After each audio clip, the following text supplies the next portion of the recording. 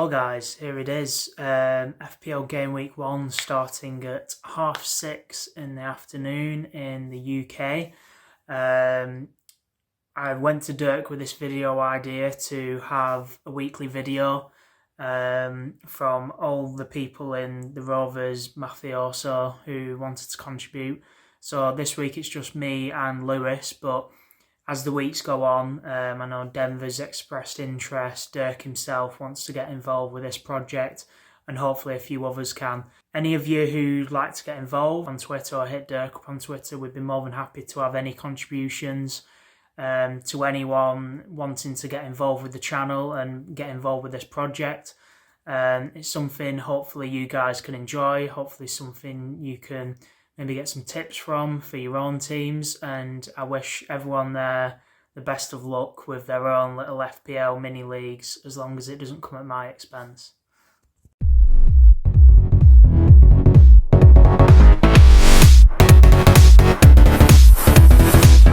What is going on, everyone? Welcome to this brand new video on the Rovers Overseas channel. It is going to be a fantasy Premier League app video. I'm just going to go run through my team, tell you why I've got a few players in there, tell you a little bit about it, personally what I think is going to happen with the players I've got in this team, and yeah, stay tuned for that coming up next. So, as you can see, in my team, the first position is the goalkeeper, and in net I've gone for David Raya because he's a good keeper, former Blackburn Rovers keeper as well. He's got a decent price tag, 4.5 million. You can't really go wrong with that asking price for a goalkeeper.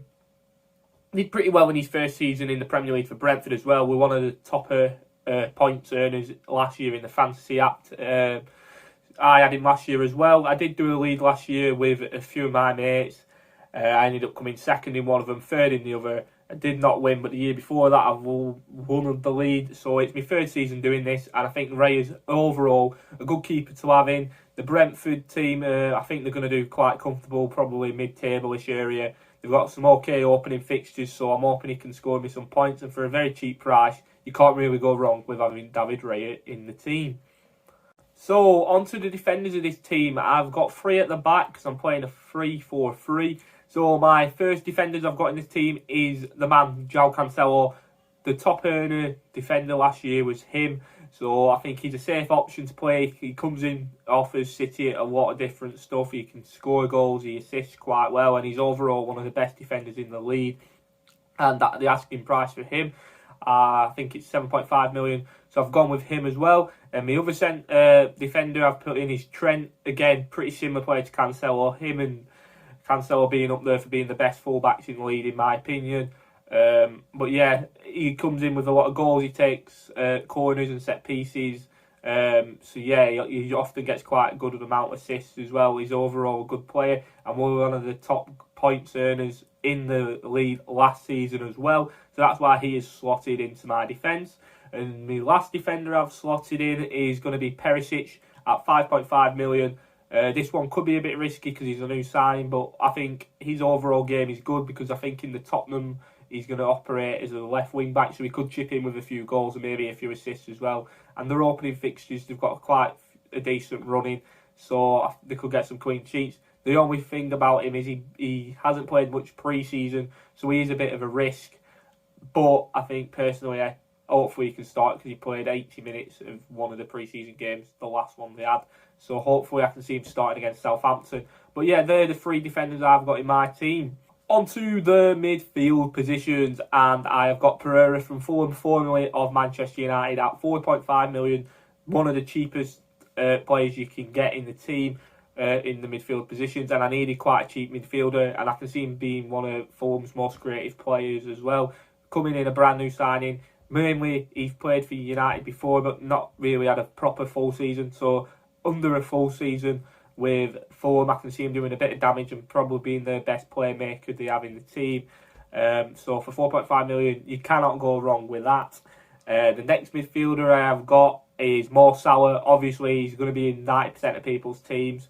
One of the best players in the league, in my opinion, as well. I think a lot of you guys will agree.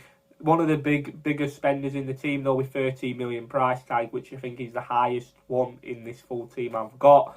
But overall, he comes with goals, assists. Liverpool's got quite a few good, decent opening games, so I can see him scoring a lot of goals. It's not really a risk because he's proven quality. So I've got him.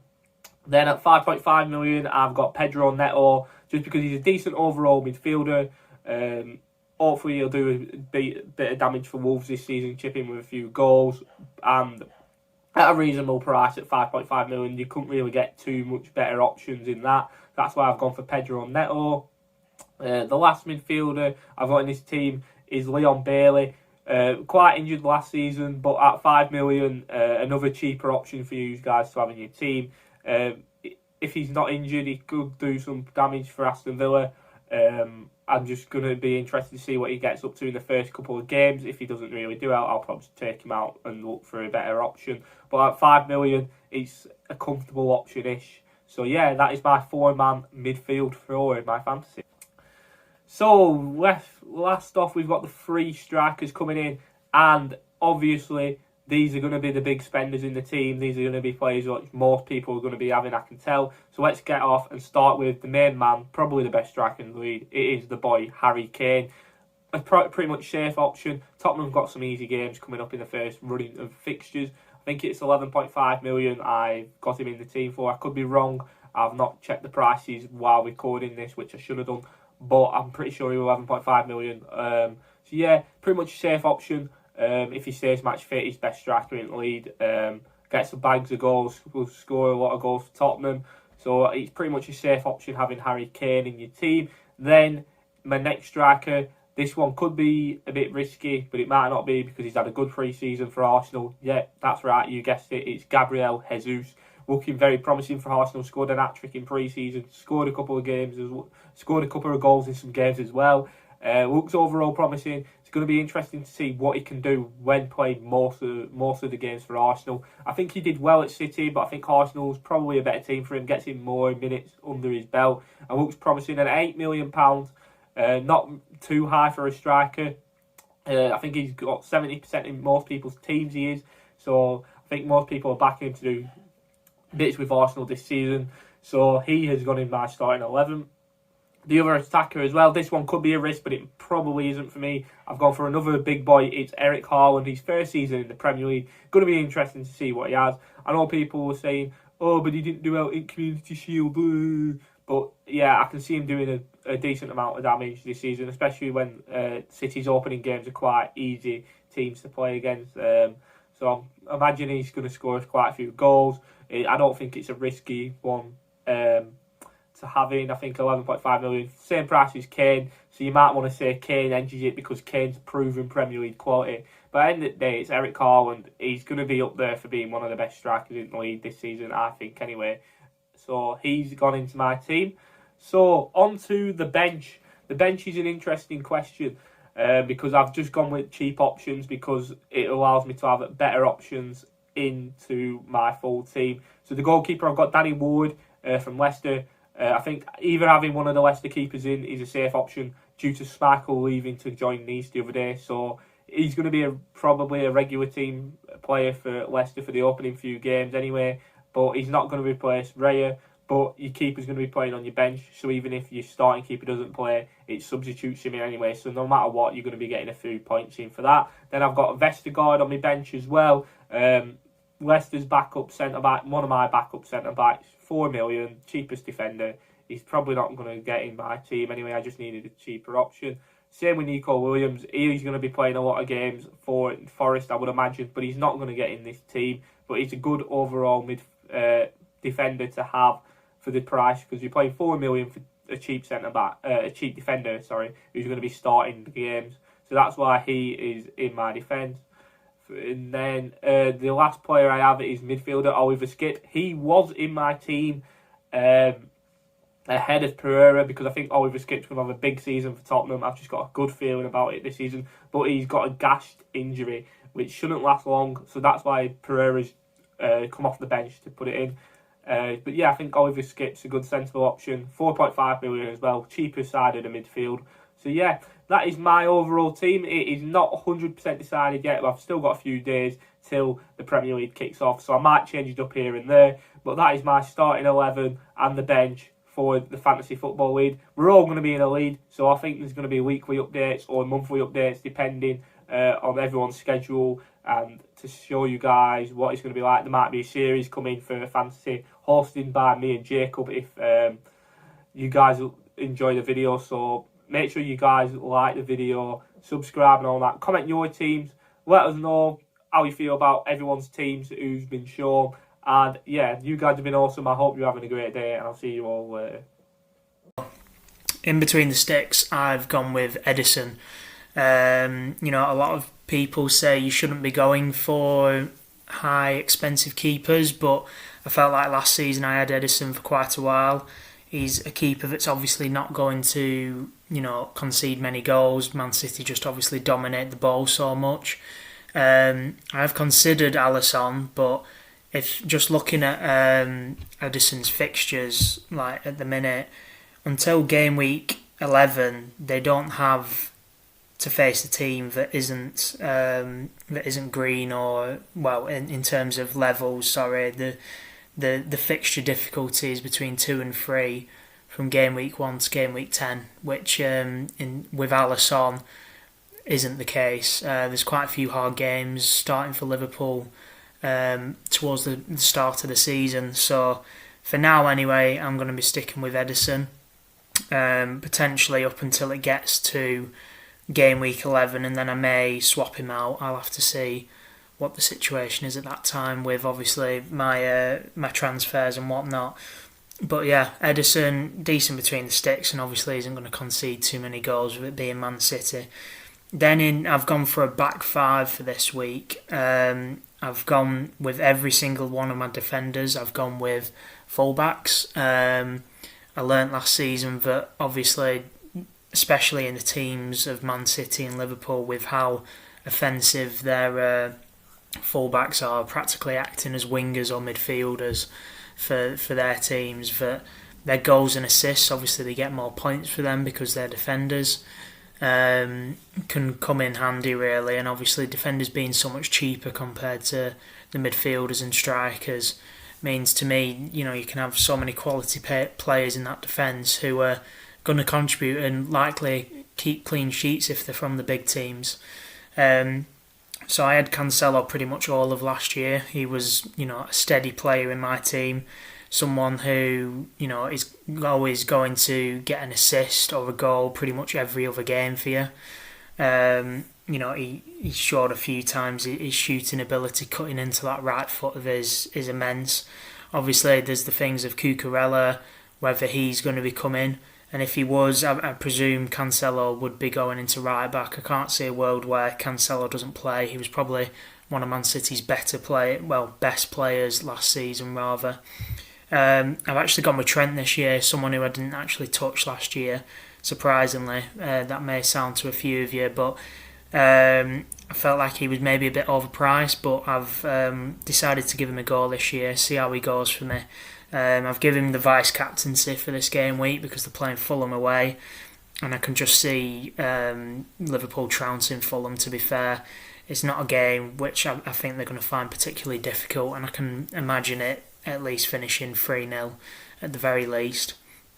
In terms of Liverpool with their fixtures as well, they've only got one level 4 game up until game week 8.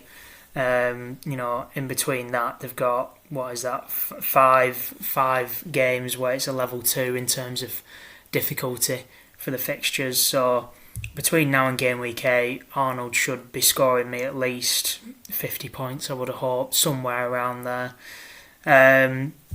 Zinchenko, I've gone with him. I did actually have Tierney in, but I've been looking at Arsenal's pre-season games, and it appears that Zinchenko's been getting the nod over Tierney, which I guess isn't really surprising. They've obviously gone out and snatched Zinchenko off City. Arteta, who's obviously got experience with working with Pep, and also took Jesus, who's in my team.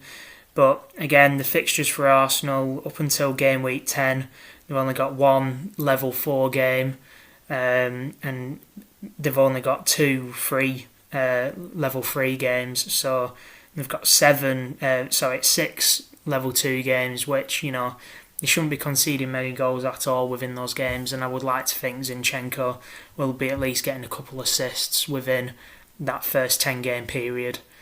Reece James, I had him a lot last season. He's a player who, in that back five under Tuchel, is not afraid to get forwards, is not afraid to shoot, and scored quite a few times for Chelsea last season. Again, look at their fixtures. From game week 1 to game week 7, they've got 4 level 2 games and only 3 level 3 games. They don't have a hard game until they play Liverpool at home. And then even after that, from game week 9 to game week 19, when they face Man City, they've got just more green fixtures and a couple frees in there. So again, he should be getting loads of goals, loads of assists, I would have hoped. I can't see Reece James being a player who Tuchel will rotate. I feel like he's, obviously first team quality, and unless he gets injured, which he obviously did last season, he should be someone who remains in the team. And for my final defender, I've got Kieran Trippier, someone who came in last season to Newcastle and made an instant impact. Obviously, of my back five, he's probably the weakest one. But to say that as well, he is laughable, really. He's such a good player. Only has a value of 5 million, which is a steal, really, considering he'll be on free kicks for Newcastle. He obviously scored at least one, which I can remember last season, which, he's just got such good quality, such good technique. And I expect him to assist loads of times this season. We've seen his crossing ability, and it just depends, obviously, how good Newcastle are this season. Whether they carry on in that vein of form which they had last season and bring it into this season, which I believe they will. And even in terms of Newcastle's fixtures, they've got 2 tough games within their first 5. They've got Man City and Liverpool away. But other than that, they've got 1, 2, 3, 4, 5, 6, 7 green games in their first 10. Obviously, when the Newcastle play Man City and Liverpool, I won't be playing Trippier in those games. He will be benched. But, for those other 7 games where they're up against easier opponents like Fulham, Bournemouth at home in particular, I'll definitely be playing Trippier. I expect him to get quite a few points from me this season, hopefully.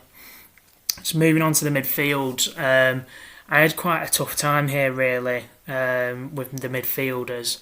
I did change my mind because I initially had Bowen and Neves in the midfield, and I've actually changed my mind now. I've gone with Sancho and Rashford instead, simply because they're wingers.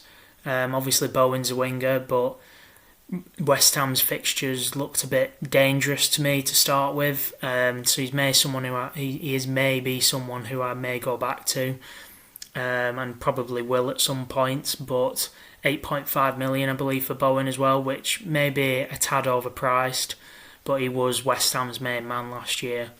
But for the time being, anyway, with his fixtures, it really put me off him, unfortunately. Neves seemed like a decent little signing.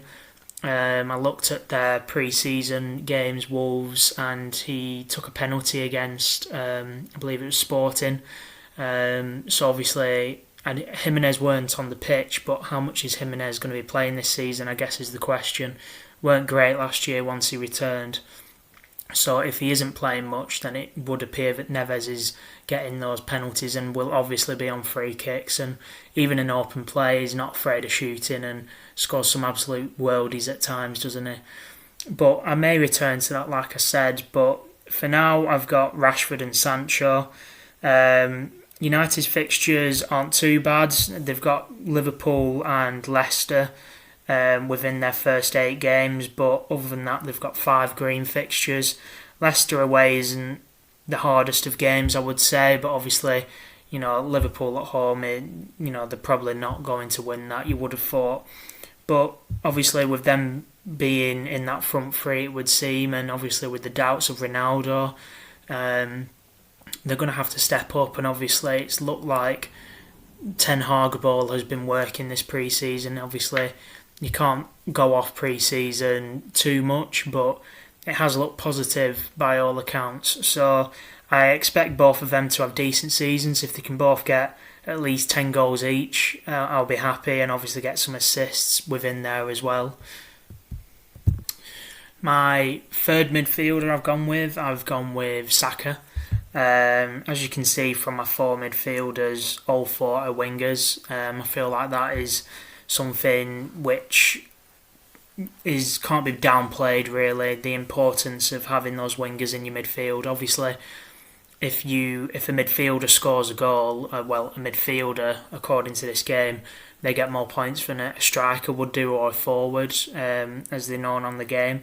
So obviously, when you have these wingers who are forwards, obviously, but the game doesn't count them as forwards, and they're chipping in with goals and assists, and they're getting more points than the actual forwards on the game, who are all just strikers. They don't count, your left forwards, your right forwards, your wingers as forwards for whatever reason. So they do get you more points, and obviously, seeing as you're more likely to get goals and assists being on those wings and being as a left forward or right forward than a midfielder is, I've decided to go all wingers in my midfield for this game week anyway. Obviously, I'll get to my bench and talk about Ward-Prowse when we get there, but yeah, I've gone with Saka. I think he's going to be the main man for Arsenal this year. In those first 10 games, only one red fixture, and that's against United at home, which should be a tight affair. But other than that, they've got 6 green games in those first 9 fixtures up until they face Liverpool at home, which obviously is going to be a hard game. But up until then, I fully expect Saka to at least get 3 or 4 goals, I would hope, within those first 9 games. And obviously a couple of assists. If it should be a breakout year for Saka, really. I mean, obviously he's already been brilliant at times, but he should really be trying to push for 15 goals at least, I'd say, for Arsenal this season. And then finally, the jewel in the crown of my team. Obviously, no surprise, 60% of FPL players have him, Mohamed Salah, who I have captained this week. Like I mentioned before with Trent, I fully expect Liverpool to go to Fulham and win 3-4-0 quite easily. Obviously, Salah will get a bonus point for a clean sheet. 1 point it is for a clean sheet with the midfielders rather. And I expect him to at least get 1-2 goals. I'd be very surprised if he didn't. Obviously he ended last season a bit rough, but you would think Mohamed Salah is going to be getting at least 20 goals this season. Mane's obviously gone now. Núñez might have a slow start, obviously adjusting to the Premier League. So Salah's going to have to step up if Liverpool are going to be pushing City for the title again, which I fully expect him to do. £13 million on the game, but £13 million well spent in my mind. Can't see it going wrong. And then finally, for my first team, I've gone with Gabriel Jesus. I did actually have Haaland, but I swapped him for Jesus and bolstered the rest of the team after that display against Liverpool in the Community Shield, obviously missing that sitter. But I did have my questions about Haaland anyway before that game, in terms of obviously coming to the Premier League, adjusting to the Premier League. It's not many players can do in their first season and really hit the ground running straight away. It's very rare. Just look at the likes of Timo Werner, for example, who was shocking coming from Germany and getting into the Chelsea team and was just crap. I don't expect Haaland to be that bad, but I don't think he's going to be getting 30-40 goals, this season, which some people have come out and said he may do. If at the very most, I can see it being in the 20s, 20-25 goals.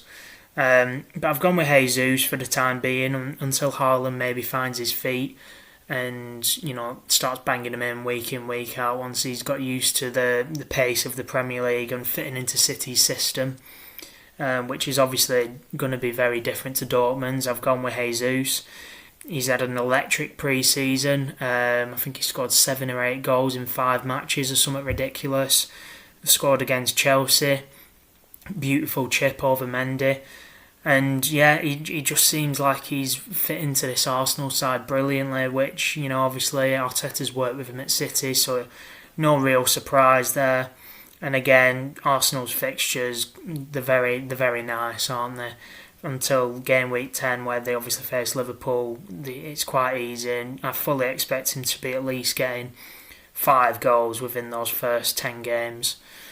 And then to the bench, I've gone with some ex-Rovers representation on the bench. I was toying between this guy and Pickford, but I've gone with Raya.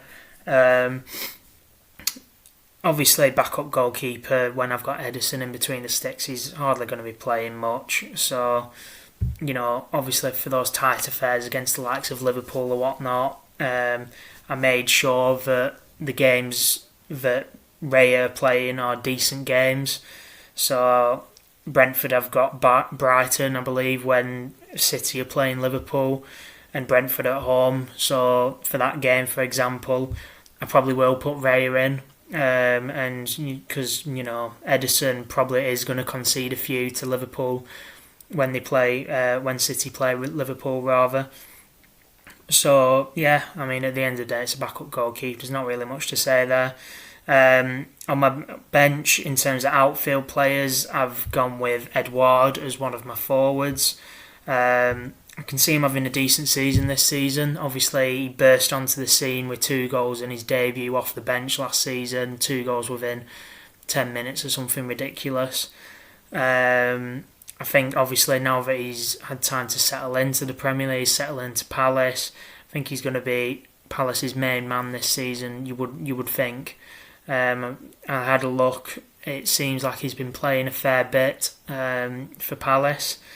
And hopefully he can have some decent games. He's not got the nicest fixtures to begin with, but I probably won't be using him much for the time being anyway. Obviously, all my outfield players have quite nice games to begin with. I've then got Ward-Prowse on the bench. Obviously not a winger like the rest of my midfielders, but someone who is going to be on penalties, going to obviously be on free kicks, and will at least score 10 goals, you would have thought, from free kicks and penalties combined. Never mind maybe bagging a couple outfield in that time too. Obviously he's going to offer some assists as well, I would have thought. Southampton probably won't have the best season this year. I know some people obviously tipping him to go down, but I reckon he'll have a decent year personally for himself, whether that be at Southampton or whether someone maybe comes in for him, which is a possibility. And then finally for my bench I've got Sam Greenwood for Leeds, who is a player I don't really know much about, but is a cheap little option, 4.5 million for a forward, which I needed to buy, and 25% of people have done. Leeds have some very nice fixtures to begin with, to be fair. 8 of their first 10 games all green, and maybe he'll bag a couple if I do put him into the team. I probably won't even use him, to be honest, but they aren't some bad fixtures for him to be having, and obviously if he's playing then I may chuck him in, who knows.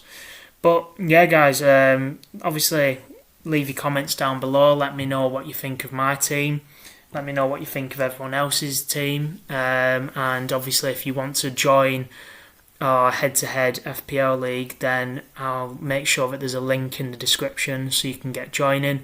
Dirk's got some prizes for people who win the league, or maybe there's some runner-up prizes, I'm not too sure, but yeah, it'd be great to have as many of you in there as possible. And if you would like to be a part of these videos, giving your thoughts and everything on FPL, maybe giving some tips and going through your teams, then just reach out to Dirk on Twitter or reach out to myself on Twitter, and we can take your videos and get them edited and get you into these videos if you'd like to be a part of it. So cheers for watching guys, and I'll see you next week for Game Week 2.